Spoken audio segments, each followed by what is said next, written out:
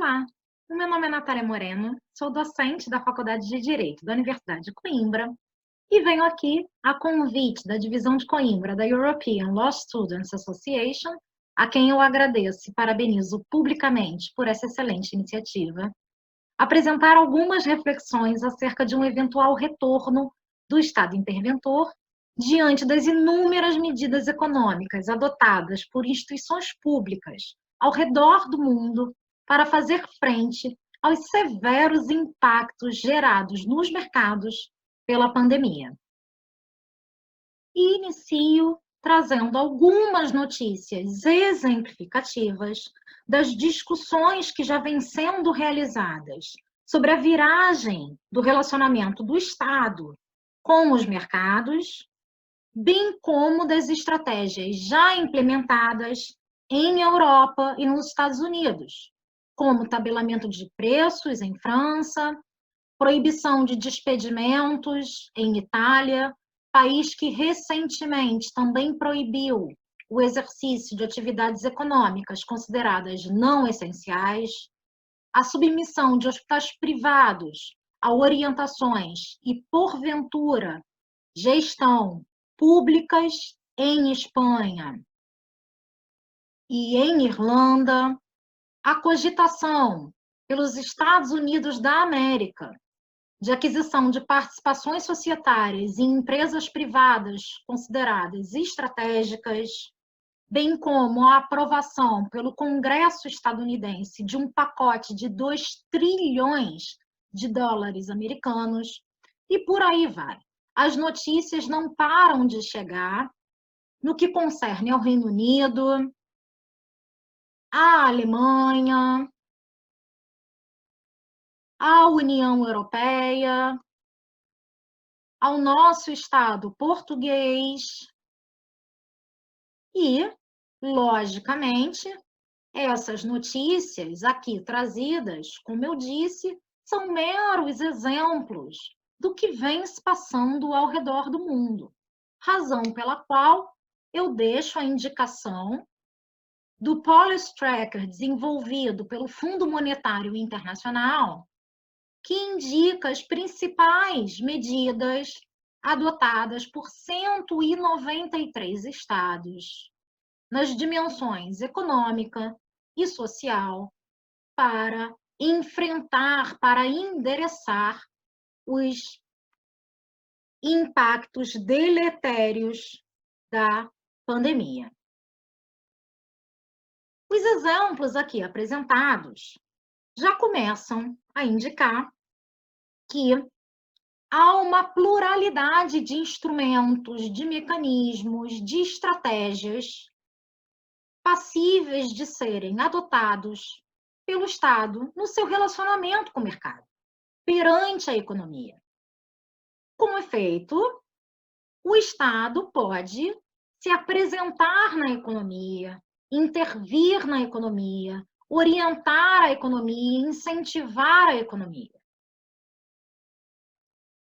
vestindo assim diferentes roupas perante o mercado e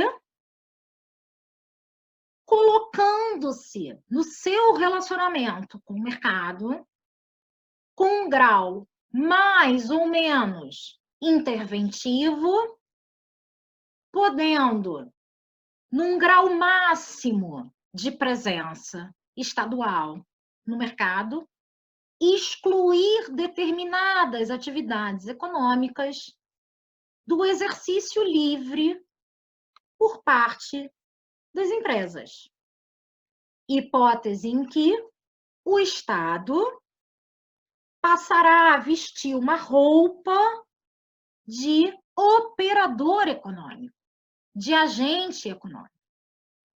No grau mais intenso de presença do Estado na economia, sucede o que se chama publicácio, passando o Estado a titularizar ele próprio atividades econômicas.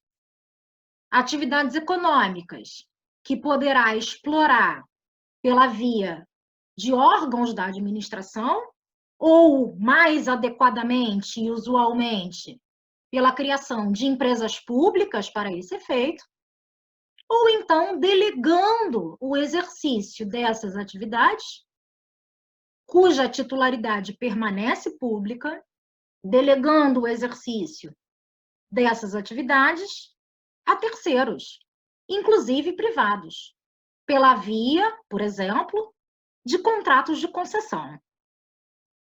A titularidade pública de atividades econômicas pode ser exclusiva ou reservada. No caso em que ocorre a subtração total da atividade econômica do âmbito da liberdade de iniciativa. Ou seja, o Estado retira a atividade do mercado, passando ele a ser o único titular.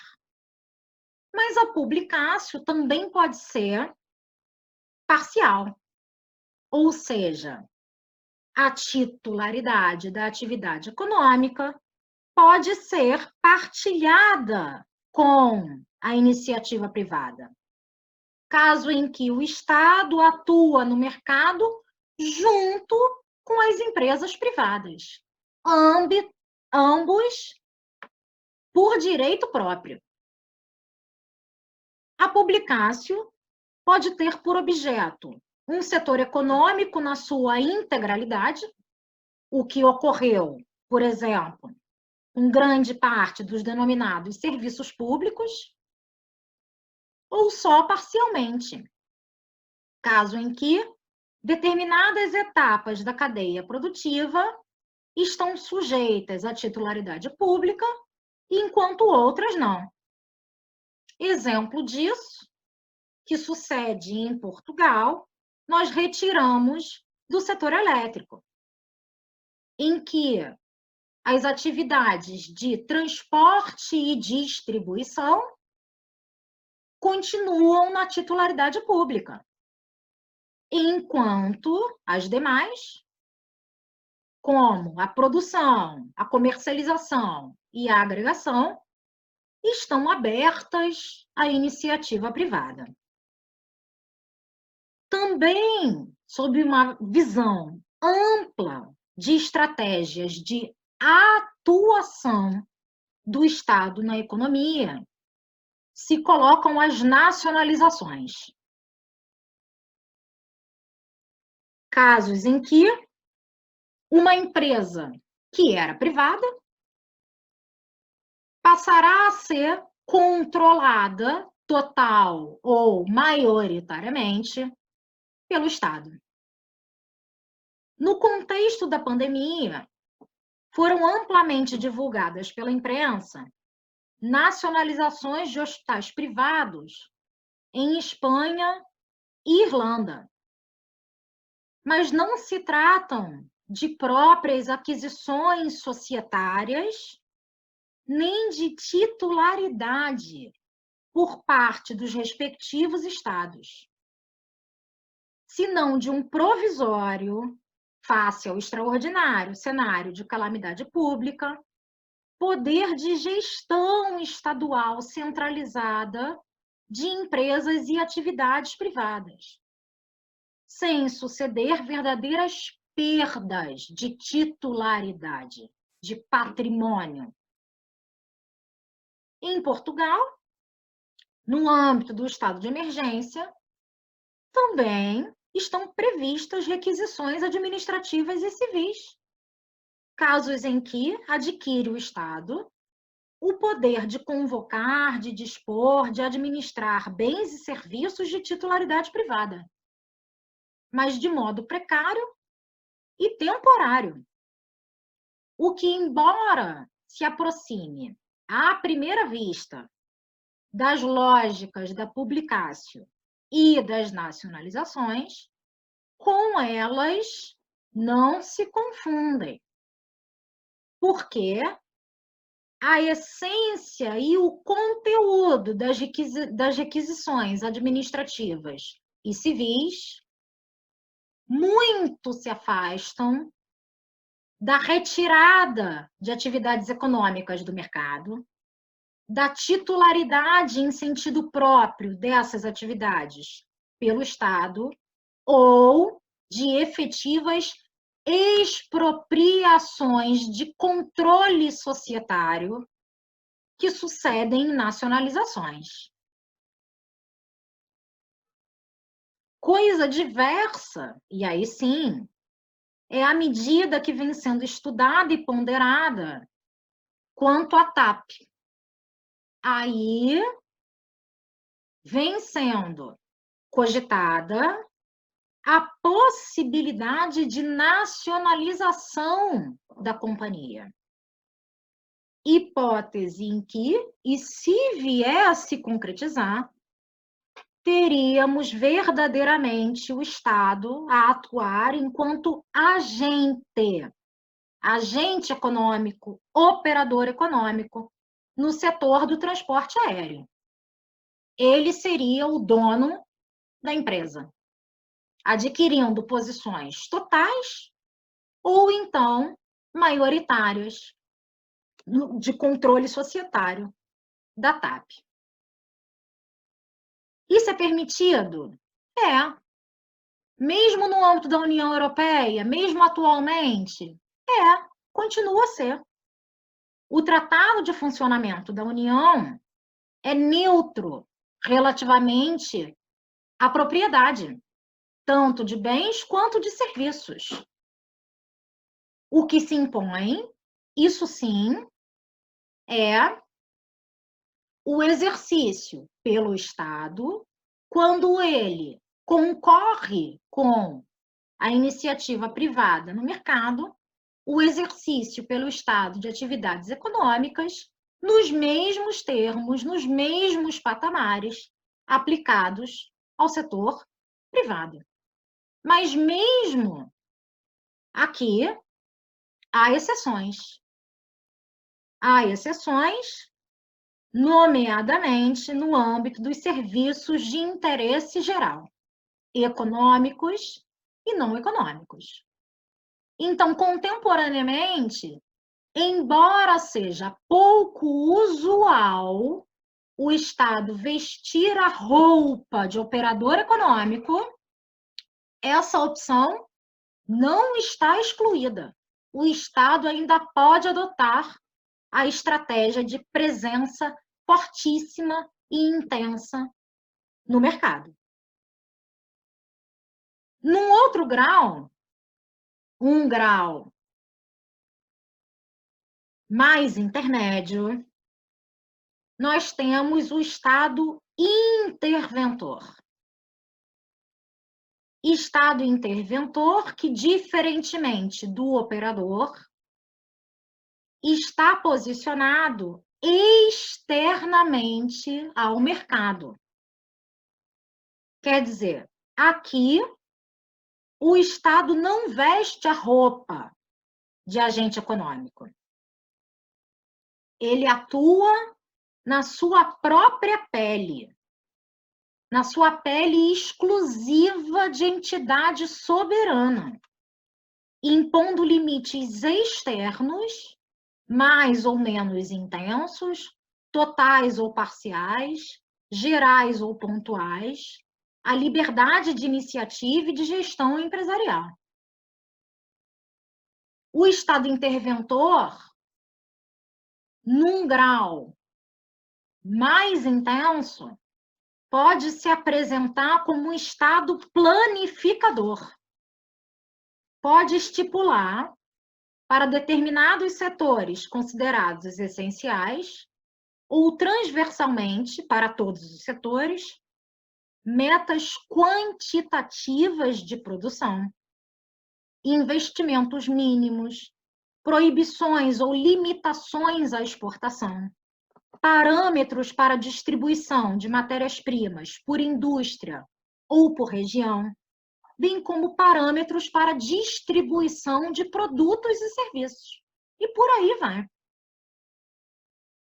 Estipulações de um Estado planificador que, à evidência, suprimem parcelas nucleares da liberdade de gestão empresarial, porque afastam mais ou menos, escolhas estratégicas dos operadores econômicos na condução dos seus negócios.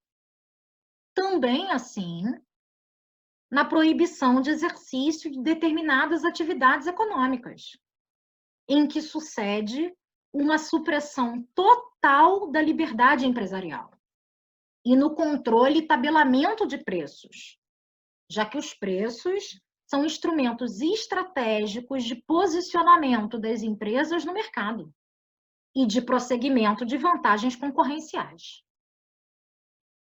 Esses são exemplos de medidas que caracterizam um Estado interventor. E, no contexto pandêmico, em Itália e França e Espanha, nós identificamos decretações de encerramento, ainda que provisório, de todas as atividades econômicas não essenciais. Nós identificamos em França o tabelamento de preço do álcool gel, medida que também tem sido ponderada, ainda que muito residualmente ainda, pelo Estado português. Por isso, também na dimensão do Estado interventor, não estão excluídas as possibilidades na contemporaneidade. O Estado ainda pode adotar medidas fortes de intervenção na economia. A despeito disso, o fato é que até a crise de 1980, até a crise pandêmica, o Estado vinha se relacionando com o mercado, com as vestes de Estado orientador e de Estado incentivador. O Estado orientador, que pode ser legislador, administrador, regulador, principalmente, o Estado orientador também se apresenta na qualidade de entidade soberana. Ele não é agente econômico, ele não atua no mercado. Ele orienta o mercado externamente. Mas aqui, o que ele faz é apenas densificar o conteúdo de direitos, liberdades e garantias e indicar nortes, indicar objetivos a seguir e a conseguir. Aqui, as normas jurídicas que provêm do exercício da atividade legislativa, administrativa e regulatória podem ter conteúdos mais ou menos densos e restritivos, e as funções de prevenção, supervisão, fiscalização, sancionamento dos agentes econômicos do mercado podem ser mais ou menos intensas. Porém, mesmo quando se configurem maiores graus de restrição e mais intenso controle, não há nessa dimensão uma verdadeira, uma própria intervenção do Estado no mercado. Porque aqui não se retira dos agentes econômicos o exercício de liberdades de gestão empresarial quanto aos seus aspectos mais essenciais, como sejam a liberdade de preço, as escolhas e estratégias sobre o que produzir, quando produzir, onde comprar, onde vender, quanto exportar e assim por diante. O que o Estado faz aqui, pelo contrário, é delimitar os próprios conteúdos materiais dos direitos, liberdades e garantias empresariais, em vez de estabelecer limites externos a esses. Assim, por exemplo, e retomando o contexto da pandemia, quando o Estado português passou a estabelecer novas condições para a realização das atividades econômicas, quanto a medidas de segurança sanitária dos trabalhadores, a redução dos horários para operação das atividades econômicas, a imposição de limites máximos de clientes por metros quadrados, as constrições aos exercícios dos direitos e liberdades empresariais são, sem dúvida, maiores nesse contexto de crise. Mas, mesmo assim, mesmo sendo maiores as constrições, daí não decorrem quaisquer ablações, supressões ou restrições nucleares dos direitos e liberdades empresariais. Apenas a sua reconformação face à realidade e face aos interesses e finalidades de interesse coletivo a conseguir à luz da salvaguarda da saúde pública. Então, no Estado orientador, nós não temos impactos fortes que chegam a suprimir liberdades, garantias, direitos de exercício com formação, gestão empresarial. Daí ser grande a diferença entre o posicionamento orientador do Estado e um posicionamento verdadeiramente interventor do Estado. Por fim,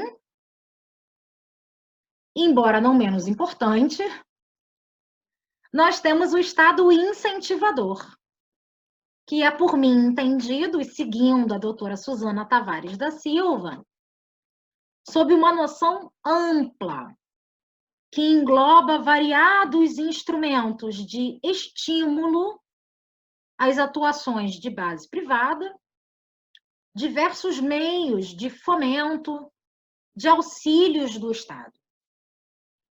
A dotação milionária pelo Estado português para abertura de linhas de crédito a micro, pequenas, médias e até grandes empresas, no contexto da crise, é um exemplo claro disso.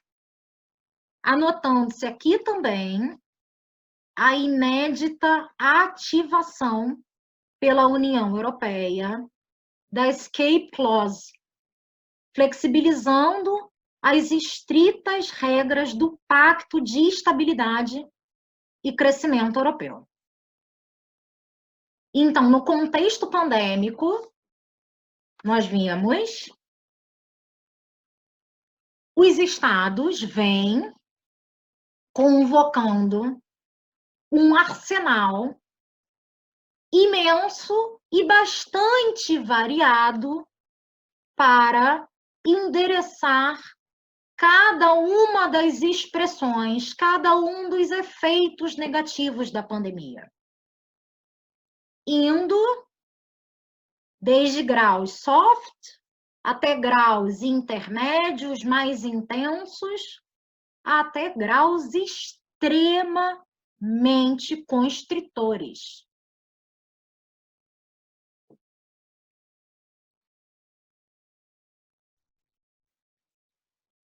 E tanto num contexto pandêmico, quanto num contexto normal, essas diversas faces do Estado podem se revelar ao mesmo tempo. Ou seja, no mesmo momento, vários desses meios e estratégias podem estar presentes, combinados e conjugados. Logo, uma primeira conclusão a que nós podemos chegar é a de que o relacionamento entre Estado e mercado não é nada simples, tampouco estático. Antes, expressa-se em complexas e diversas manifestações, em diversos graus, que variam continuamente a depender das circunstâncias reais subjacentes, do comportamento dos agentes econômicos e, particularmente, de inclinações políticas. Não tenham dúvidas, e porque as constituições estaduais comportam várias possibilidades e, assim, bastante amplos espaços de conformação e densificação no domínio econômico, que as decisões medulares sobre o grau e as estratégias de presença do Estado na economia carregam fortíssimas componentes político-ideológicas. E aí, ciente disso, eu abro um breve parêntese para manifestar aqui o meu compromisso, enquanto acadêmica, e exclusivamente acadêmica, de manter, tanto quanto é possível, nessa exposição, a imparcialidade. Até porque eu não tenho quaisquer filiações político-partidárias, orientando-me unicamente por um norte que me é muito caro e extremamente importante, que é a salvaguarda e a realização de valores, fins e bens jurídicos fundamentais. Fechando parêntese, eu retomo para indicar que a natureza aberta e flexível das constituições permite não só a adoção de múltiplos modelos, como a sua constante alteração e adaptação. Referindo-se a isso, muitos autores como o fenômeno de pêndulo, em que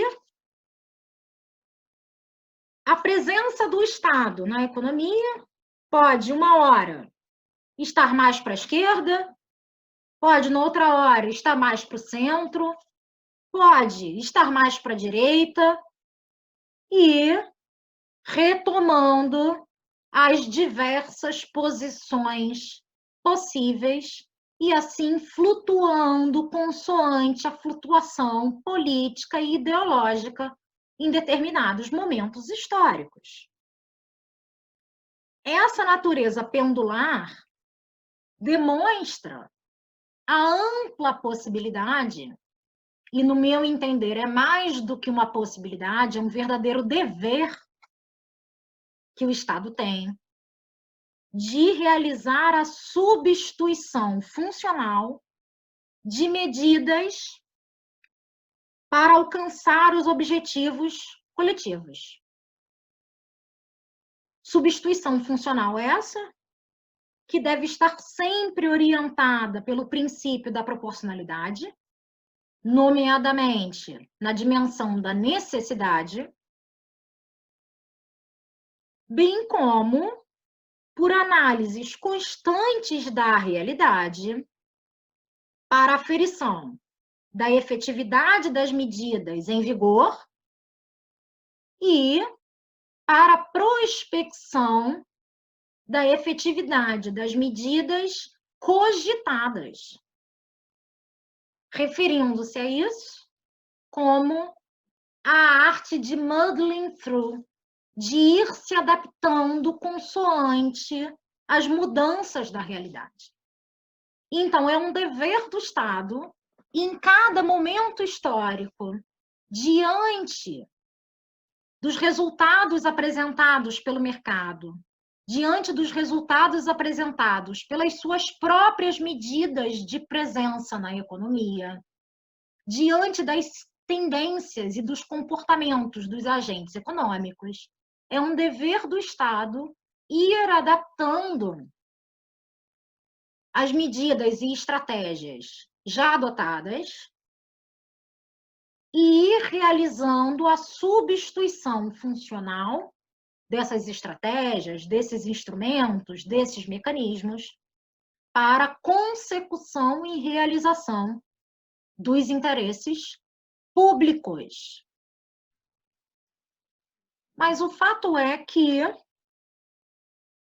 em qualquer caso, em qualquer grau, sob qualquer tipo de estratégia, nós sentiremos sempre a presença do Estado no mercado. Sempre. A escala dos graus de presença do Estado no mercado vai até o cinza claro, não vai até o branco de não presença.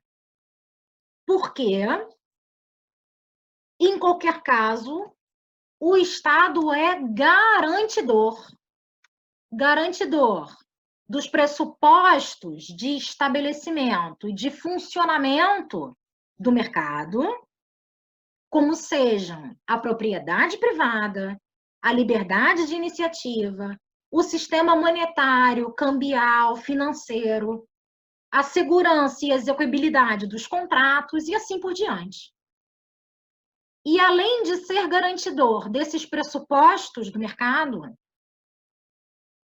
o Estado também é garantidor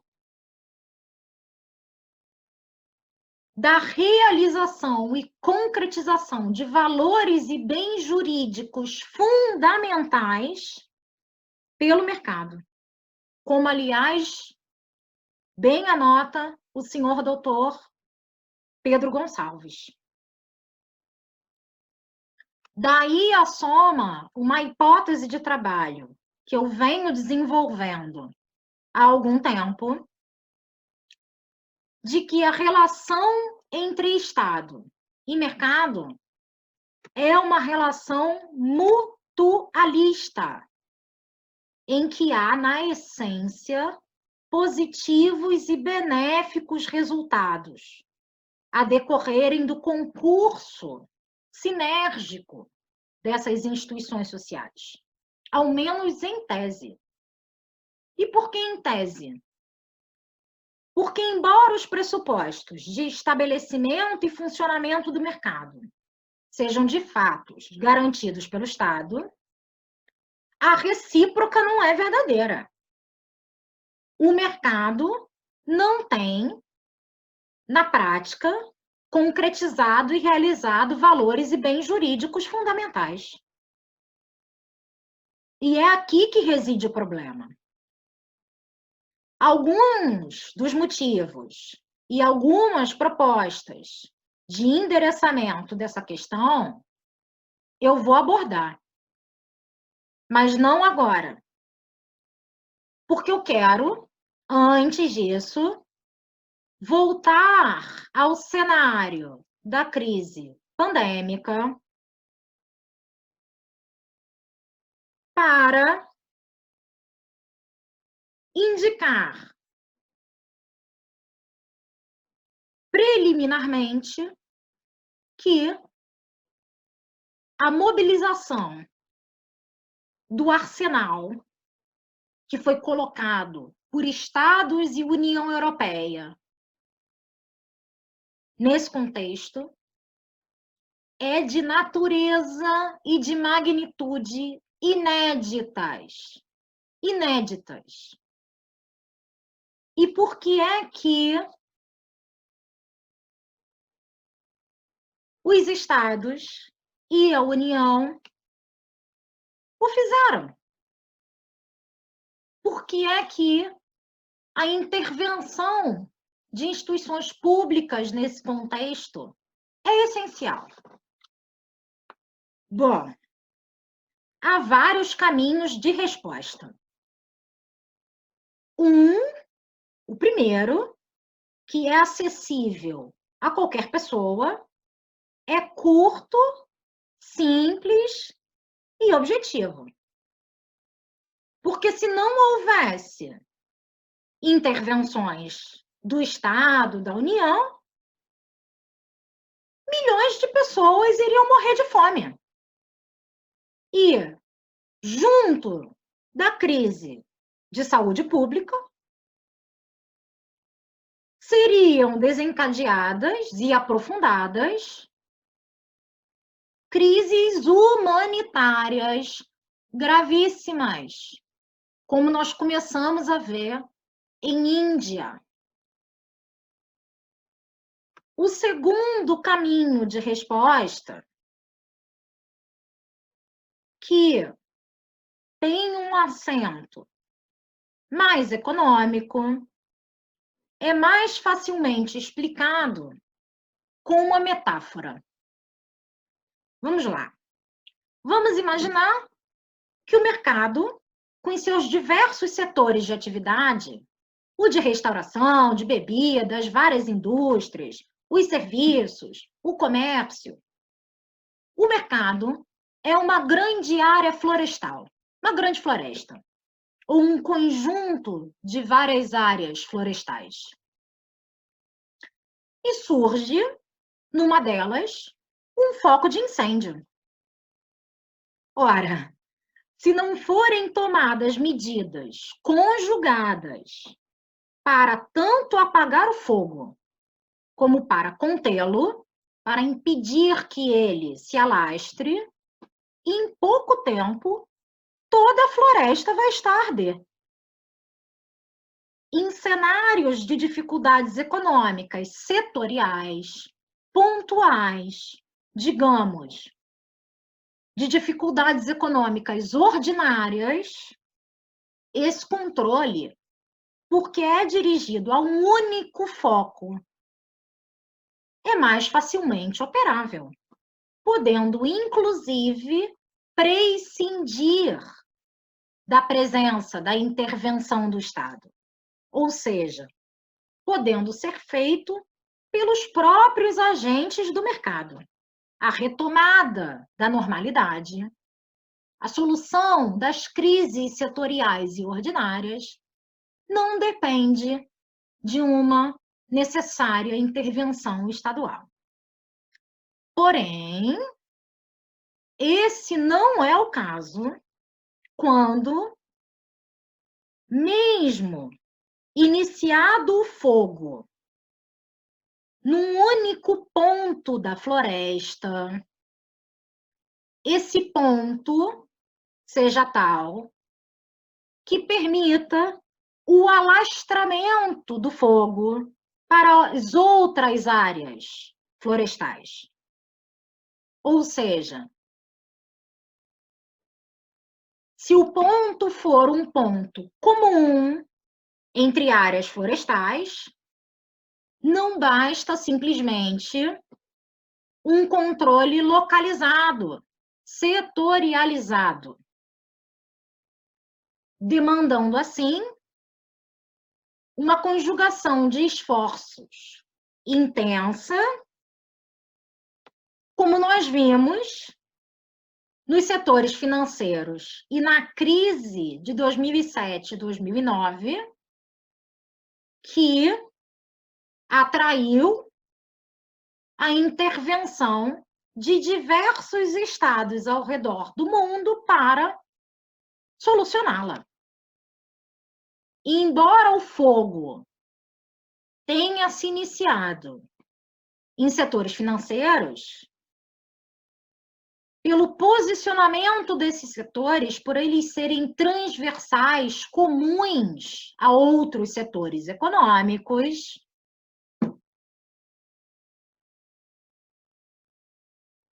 a lógica da solução pela via do mercado, a lógica que se aplica às crises setoriais e ordinárias, não pode se aplicar aqui. Por maioria de razão, e logicamente, em cenários excepcionais, extraordinários, como o atual, em que são vários os focos de incêndio, são várias as áreas florestais que estão a arder, os esforços para apagar o fogo, apagar os focos de incêndio e conter cada um desses focos são esforços extraordinários e transversais, não bastando apenas suprimir uma área florestal que está a arder, resolver o problema de uma única área florestal, porque em breve, se o resto da floresta estiver pegando fogo, esse fogo vai retornar para a área que teve inicialmente o foco de incêndio apagado. Nesses contextos, tem de intervir uma instituição central que vai identificar, coordenar, agir de modo sistêmico. Vai conseguir, de modo holístico, olhar para todas as áreas florestais, as que estão pegando fogo e as que estão em risco de serem contaminadas pelo fogo, uma organização centralizada, hábil a tomar medidas endereçadas ao sistema no seu todo. Ou seja, uma instituição centralizada, capacitada, habilitada a conter, mitigar os efeitos econômicos deletérios generalizados. E essa instituição é o Estado. Essa instituição também é a União Europeia, bem como organizações internacionais. Por quê? Se o fogo está a pegar mundialmente, e hoje as áreas florestais, os mercados, são globais, quanto mais alta a posição de observação centralizada, maior o potencial de resultarem os esforços de combate aos incêndios. Ou seja, quanto mais alta a instância de tomada de decisão, e aqui eu falo do plano internacional e do plano europeu, mais fácil se torna identificar os efeitos sistêmicos da crise. E uma vez identificados, mais fácil se torna endereçar, criar soluções para combatê-los. Daí a importância de uma forte cooperação e conjugação internacional. Eu deixo apenas indicações que eu retirei do website da OCDE, dos vários setores econômicos nos estados indicados que estão extremamente sujeitos à bancarrota por causa da crise pandêmica. Mas há ainda um outro caminho de resposta. E esse caminho é o que mais me interessa, porque é o caminho jurídico de resposta.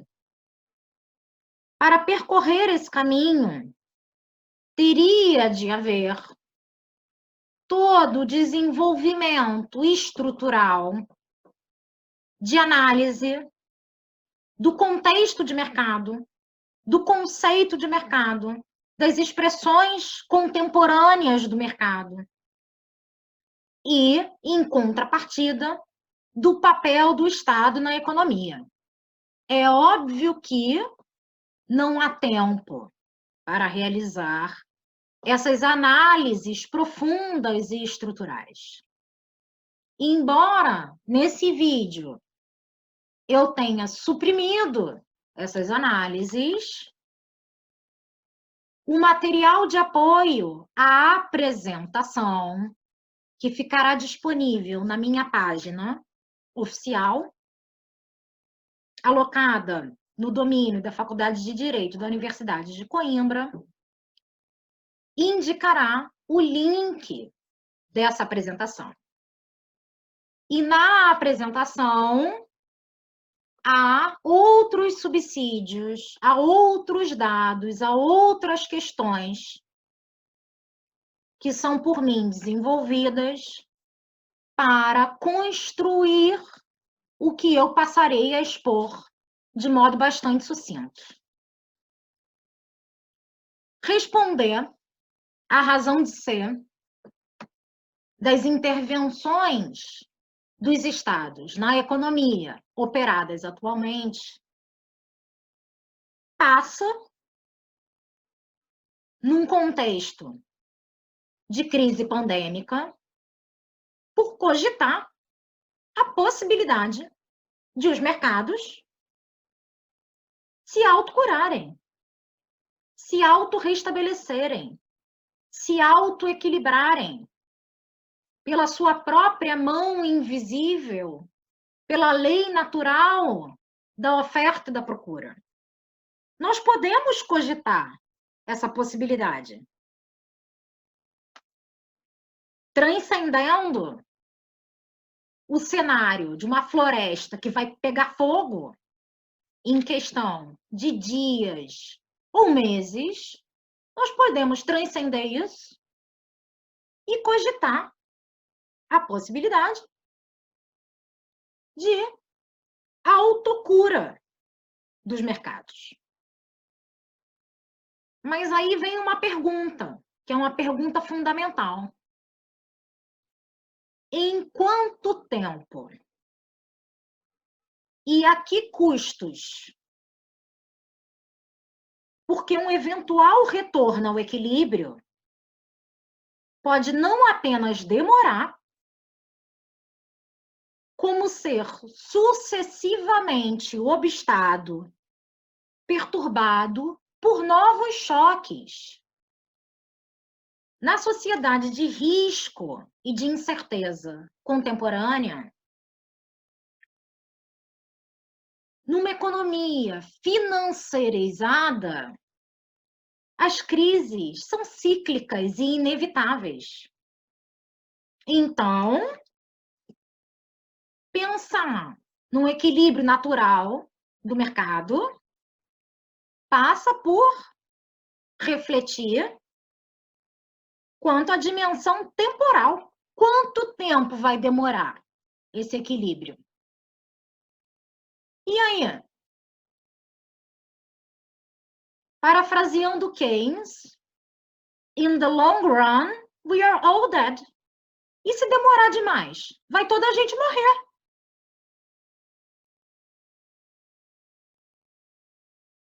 Devemos, então, aguardar a que as forças do próprio mercado se reequilibrem, assistir passivos a uma onda de desemprego que coloca em causa a dignidade e a vida de milhares de pessoas e seus dependentes, a quebra e falência de micro, pequenas e médias empresas, a paralisação de setores econômicos inteiros da economia,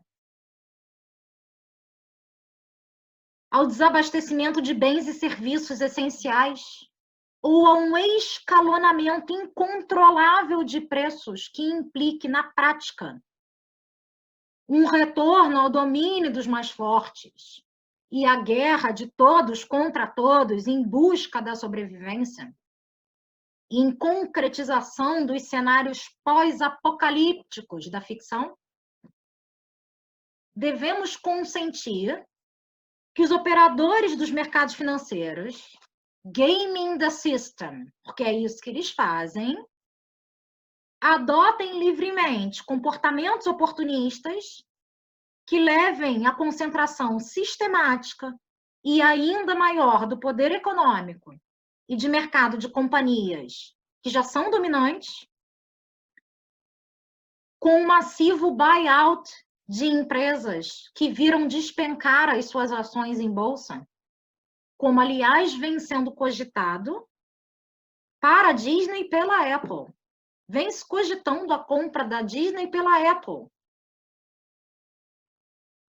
E mais, devemos admitir que os operadores econômicos realizem sem controle, nesse cenário, operações de short, auferindo ganhos bilionários com as perdas alheias, com as impossibilidades de cumprimento de obrigações financeiras alheias.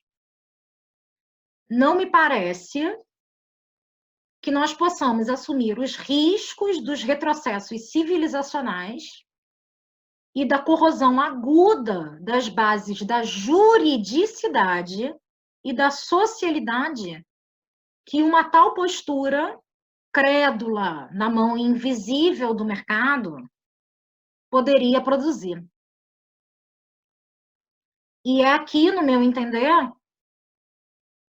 que as deficiências e insuficiências das teorias do mercado, enquanto sistema natural tendente a um igualmente natural equilíbrio, ou como um sistema autorreferencial capaz de produzir relações consigo próprio e apartá-las, diferenciá-las do meio em que se insere, é aqui que as insuficiências dessas teorias se mostram claras, na minha visão.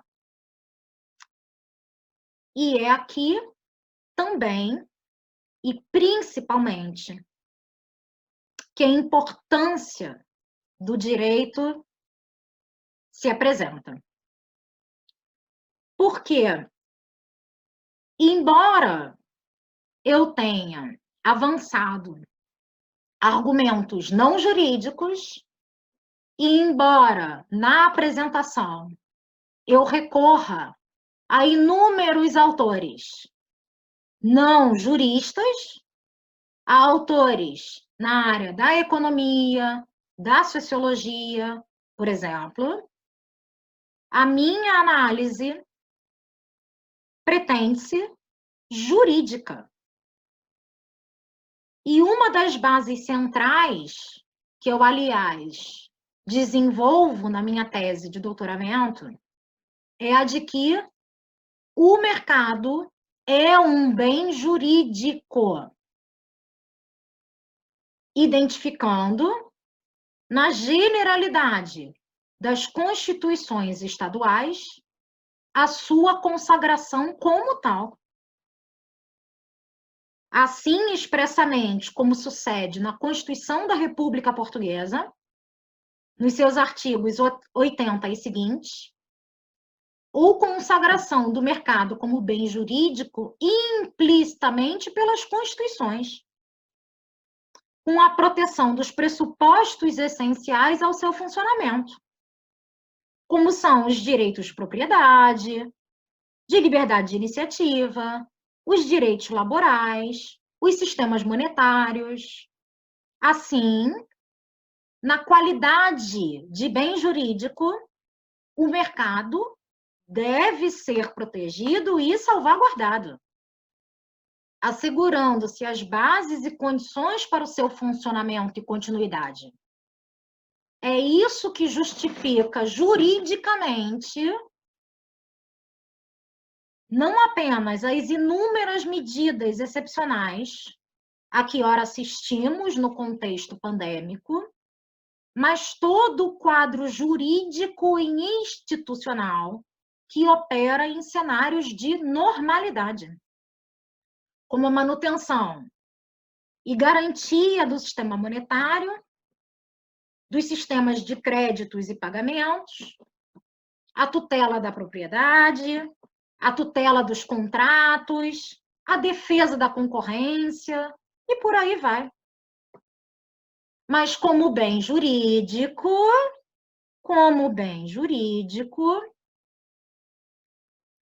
a instituição do mercado deve empreender-se nos limites da juridicidade. Não é só no limite da lei, do direito positivo, é no limite da juridicidade. Tanto numa dimensão negativa, vedando-lhe, a quando do seu exercício, violar e colocar em causa outros bens jurídicos, quanto e principalmente numa dimensão positiva, no sentido de ter o mercado, ele próprio e ativamente, de realizar outros bens jurídicos. Sobretudo num modelo que era o vigente e que, em tese, continua a ser o vigente, em que o Estado devolve para o mercado a titularidade de inúmeros bens e serviços que outrora eram exclusivamente públicos e lhe entrega cada vez mais amplas liberdades. Ora, a multiplicação e intensificação de direitos e liberdades deve ter um diretamente proporcional reforço no feixe de deveres e responsabilidades. Há uma relação lógica em direito, entre direitos e deveres, entre direitos e responsabilidades.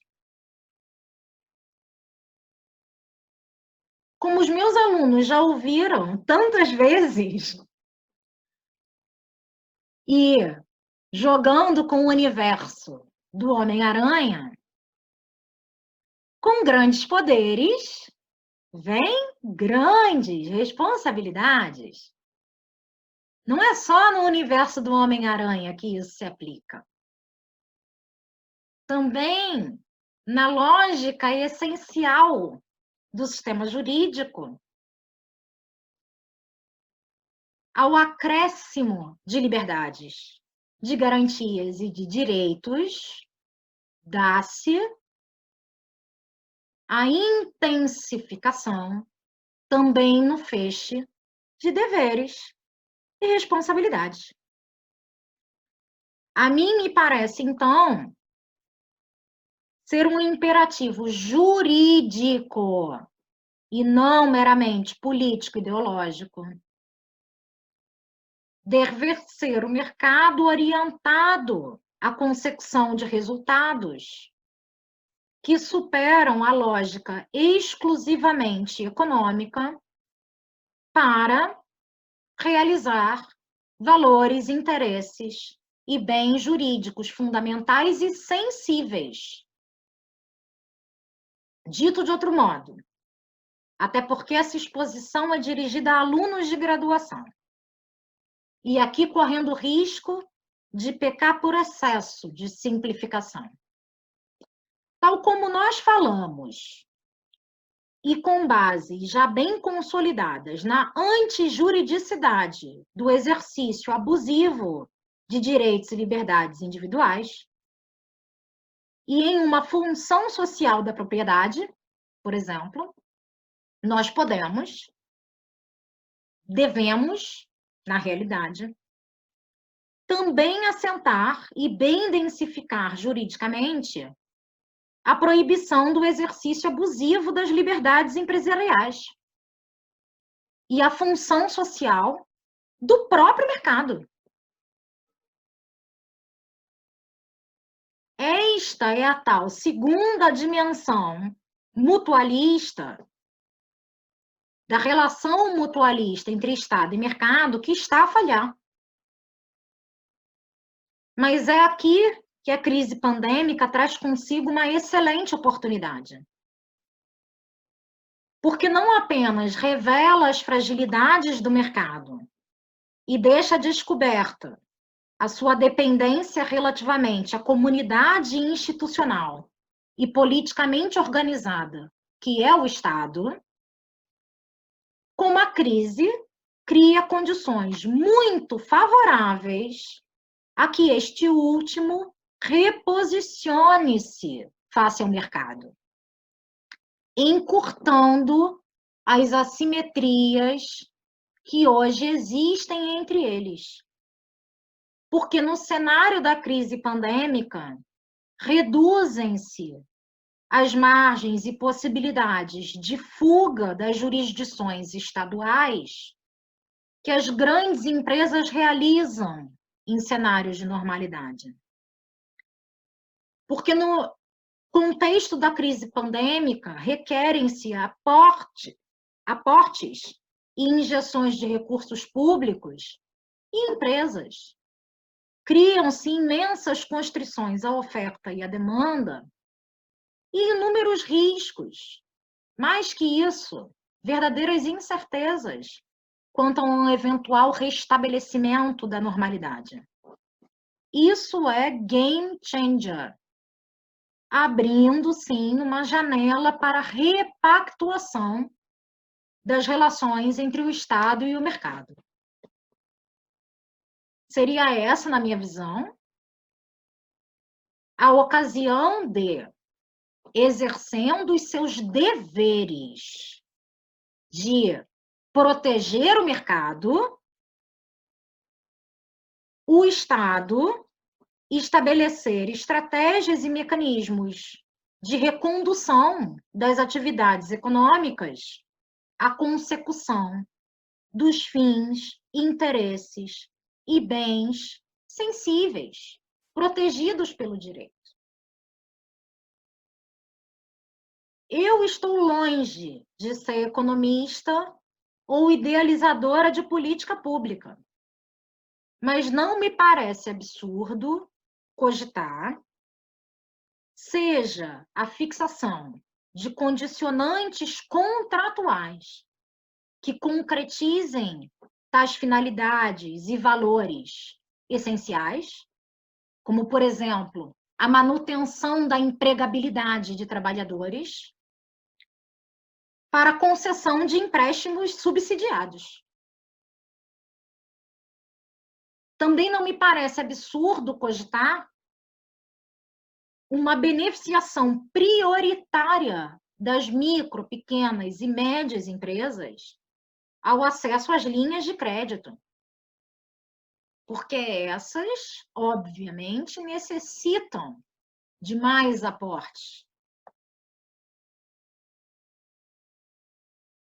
Também não me parece absurdo cogitar o recurso a contrapartidas de golden share pelos estados, a quando do aporte de recursos públicos em empresas privadas, para que, exercendo juízos de conveniência e oportunidade, os estados possam, em determinados momentos,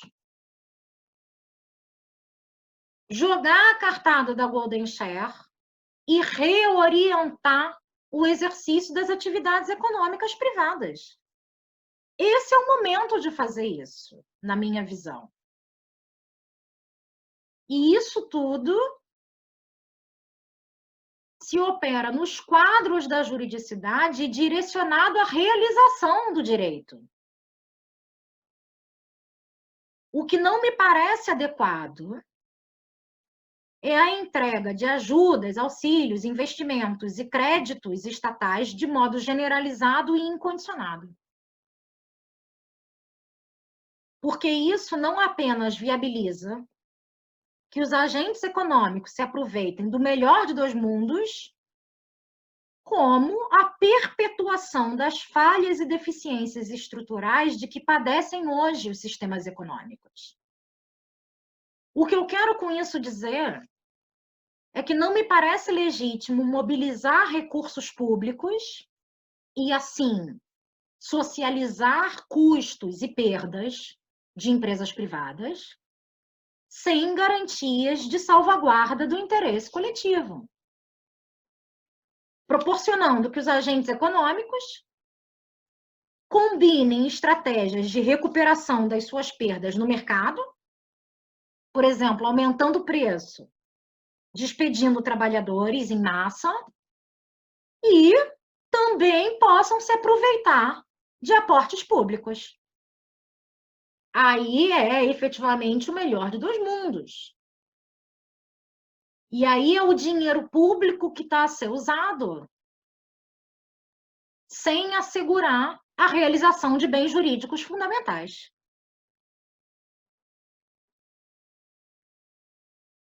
Depois, e como eu já disse, a nossa sociedade de risco, de incerteza, a natureza cíclica das crises capitalistas não permite que nós perpetuemos o sistema tal como ele está.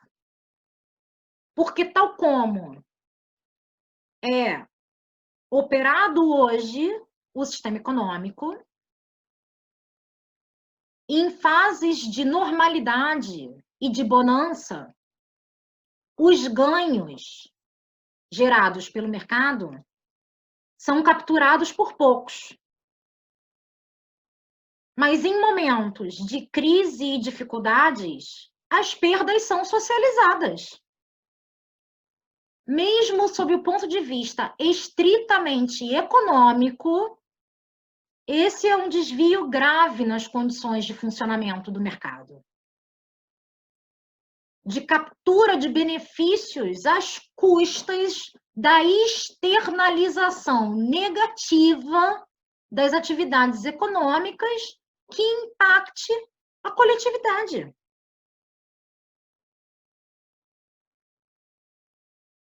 É insustentável assim, face aos valores jurídicos que estão em causa, e mesmo com base na teoria econômica, é insustentável continuar a reproduzir as lógicas atuais.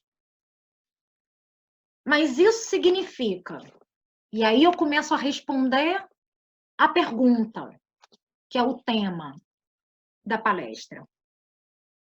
Mas isso significa que nós devemos retornar ao Estado operador econômico, ao Estado interventor forte? Não.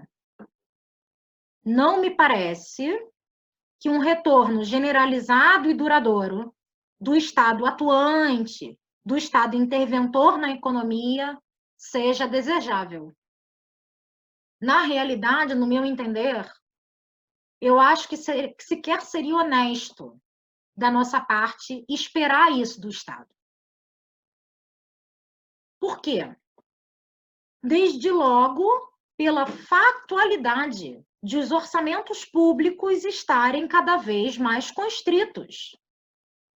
Uma erosão profunda das bases tributárias estaduais à escala global.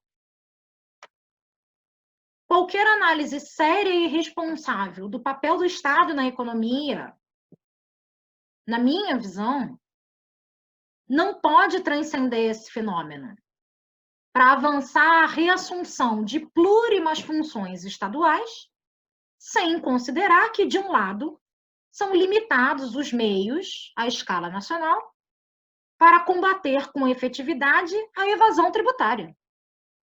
E a escala global, apesar de consideráveis esforços de organizações internacionais, principalmente a OCDE, em fazer convergir soluções nesse tema, há ainda uma fortíssima concorrência tributária entre os estados e uma tendência de race to the bottom que coloca entraves na realidade a majoração ou mesmo a estabilidade das arrecadações nacionais. De outro lado, e também por isso, os já altos endividamentos públicos e cargas tributárias acabam sendo suportados, acabam por afetar mais deletéria e diretamente as parcelas da população e do empresariado que já se encontram em posição vulnerável e desfavorável, só muito limitadamente conseguindo atingir as maiores manifestações da capacidade contributiva, que estão em grandes empresas, em grandes multinacionais, que conseguem ir às compras no âmbito internacional para escolher as jurisdições, os regimes jurídicos que lhes sejam mais favoráveis.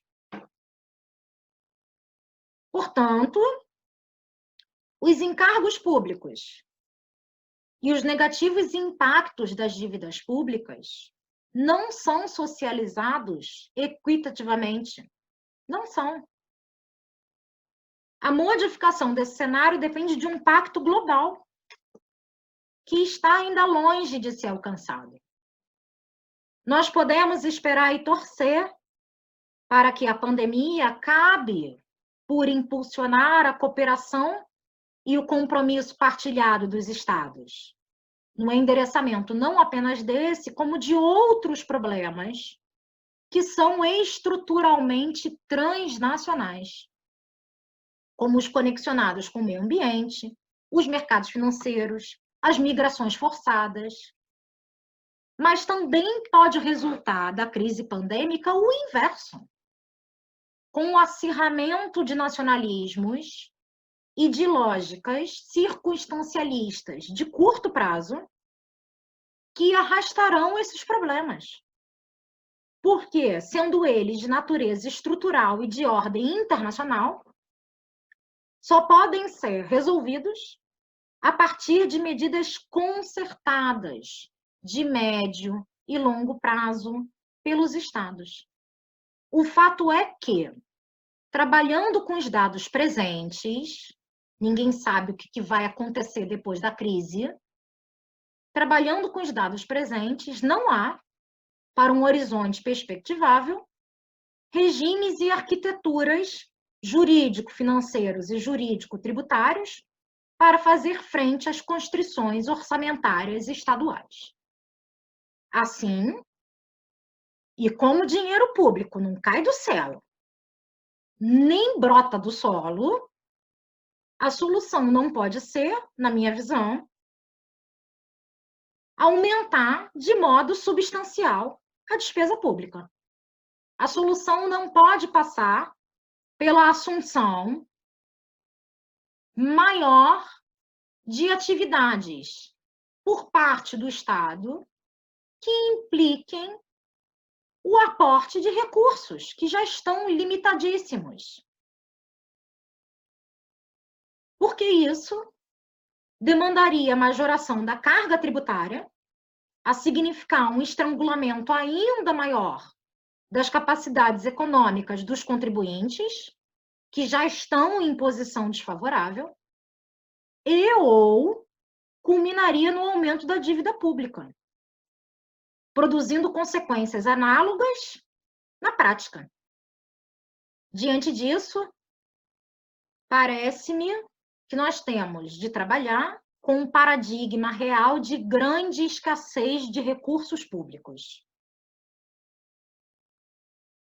Entendendo, assim, que a sua gestão priorize a atuação direta do Estado no desempenho de atividades essenciais, como são a segurança pública, a prestação de cuidados de saúde, a educação, a assistência e a segurança sociais, para além de, evidentemente, salvaguardar a dignidade existencial dos mais vulneráveis, densificada a partir de parâmetros materiais e multidimensionais.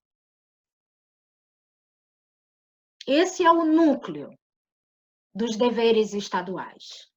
E é aqui que os orçamentos públicos têm de ser alocados, de modo prioritário.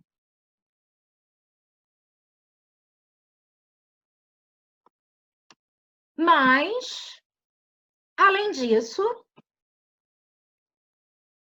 tampouco me parece que o mercado em si e por si seja deletério, seja ruim, tenha de ser endemonizado pelas pessoas. A lógica econômica prevalecente, que bebe até hoje nas fontes do marginalismo, do utilitarismo individualistas, essa sim é geradora de muitos desvios e ilegítimos resultados, na minha visão. Mas essa lógica, essas teorias não são as únicas possíveis. Não são. Há, ao revés, muitos esforços doutrinários orientados à ressignificação e à reorientação do mercado. Assim, por exemplo, esforços de um jurista, que é o Robin Paul Malloy, que, muito se aproximando das teorias do mercado do Polanyi, de um institucionalismo originário, avança que é importante compreender o mercado como um lugar de formação social de valor, de significação social e cultural, de significação humana. O homem econômico não precisa ser entendido como um mero calculista racional, como um mero calculista utilitarista. O homem econômico não é um homem despido das suas componentes sentimentais, espirituais, emocionais, históricas, culturais, étnicas. Ressignificar o exercício das atividades econômicas para reconduzi-las à realização de valores, bens e interesses jurídicos sensíveis passa por perceber essa dimensão complexa do homem econômico. Eu também aqui indico, obviamente, o sempre necessário Amartya Sen, que, com a sua teoria das capabilities, vai avançar todo um conjunto de preposições que defendem um afastamento da lógica de mercado, de componentes meramente metrificáveis, calculáveis, dos interesses meramente individuais, para pensar, e mais uma vez, em dimensões sensíveis, íncitas à subjetividade humana. E mais que isso, a pensar em dimensões sociais e não apenas individuais. Quanto a isso, também me parece essencial indicar um autor que eu sigo bem de perto, que é o Cappi, cuja teoria dos custos sociais refina e aprimora sobremaneira vertentes da New Institutional Economics. Para o autor, a eficiência econômica não se dá apenas na consideração e comparação de componentes positivas e negativas ao nível individual, ao nível de uma única empresa, por exemplo.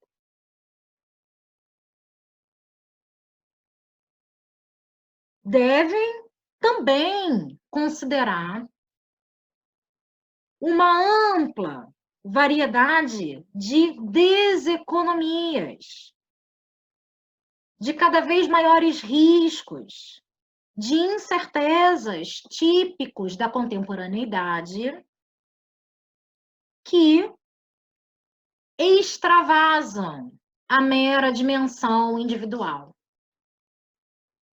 que pertinem à sociedade, à coletividade no seu todo. Então, a ressignificação do homem econômico, dos valores desse homem econômico, que não são meros valores precificados, monetizados, e a ressignificação do próprio conceito de eficiência econômica parece-me importante para que o bem jurídico, que é o mercado, consiga ele realizar outros bens jurídicos. Consiga ele ser um instrumento de realização do direito.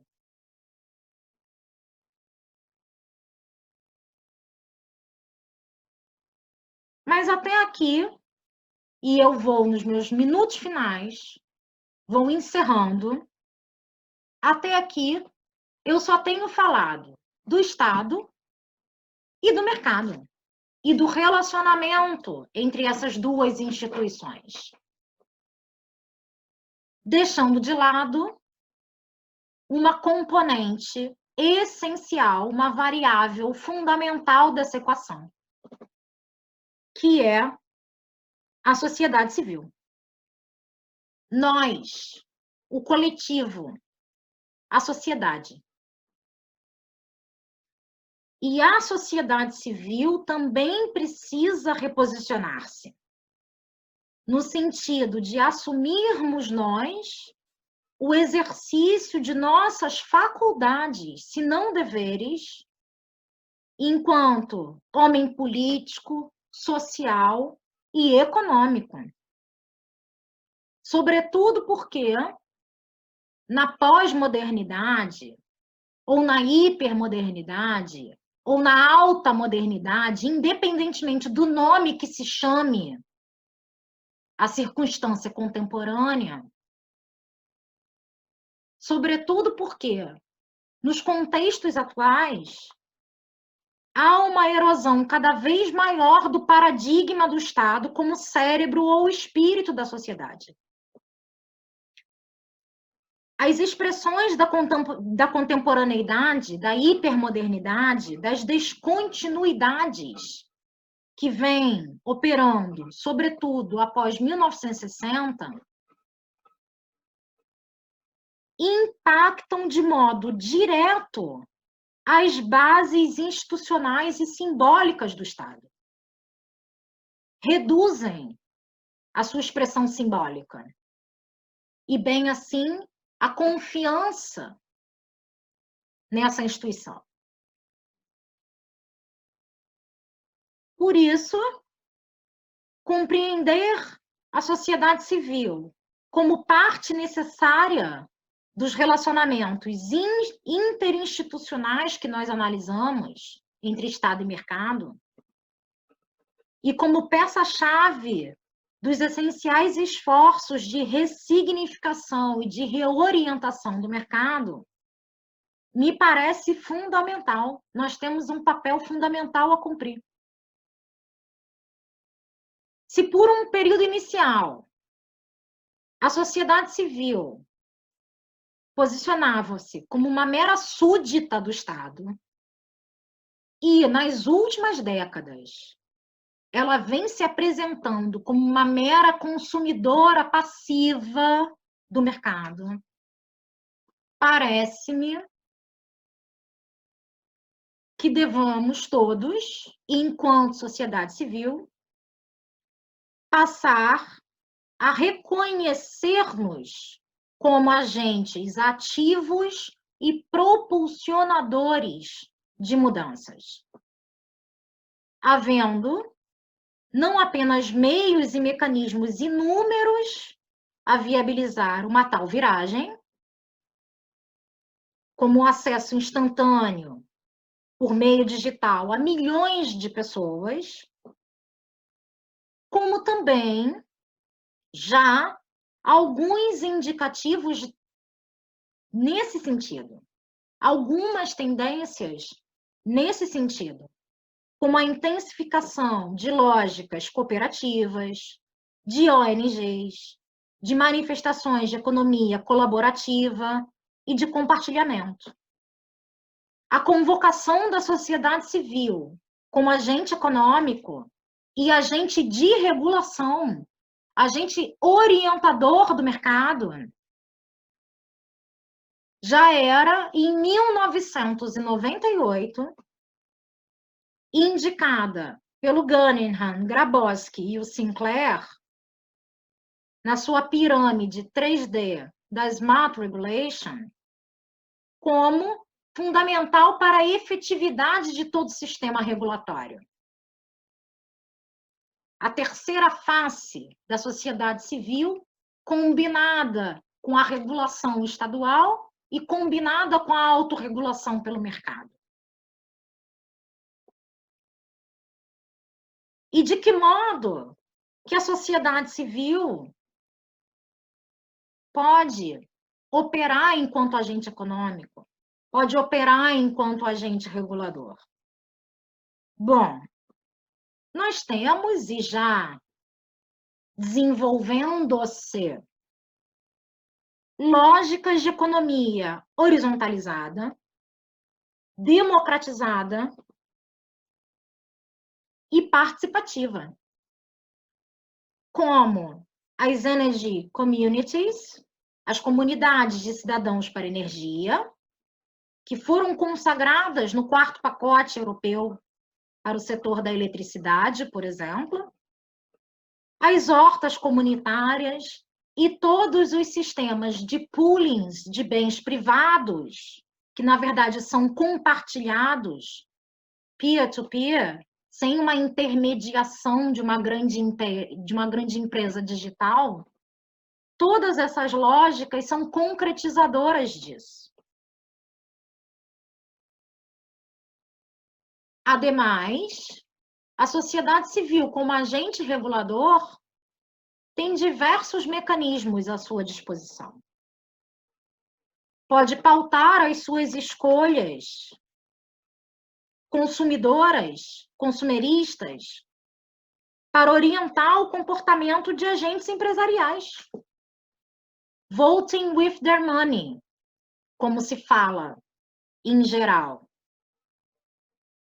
Assim, elegendo produtos e fornecedores que sejam social e ambientalmente responsáveis, assim, boicotando empresas oportunistas e abusadoras de seu poder econômico, assim, beneficiando micro e pequenos produtores. Tudo isso me parece efetivamente fundamental.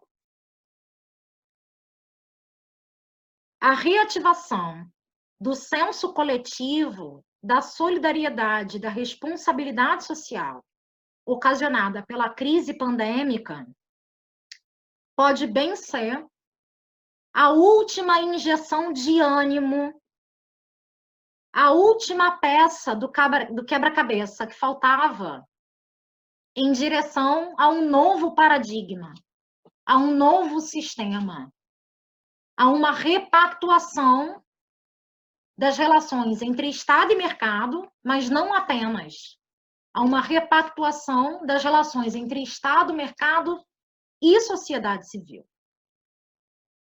E é com esta nota, muito mais cívica que jurídica, que eu encerro a minha exposição.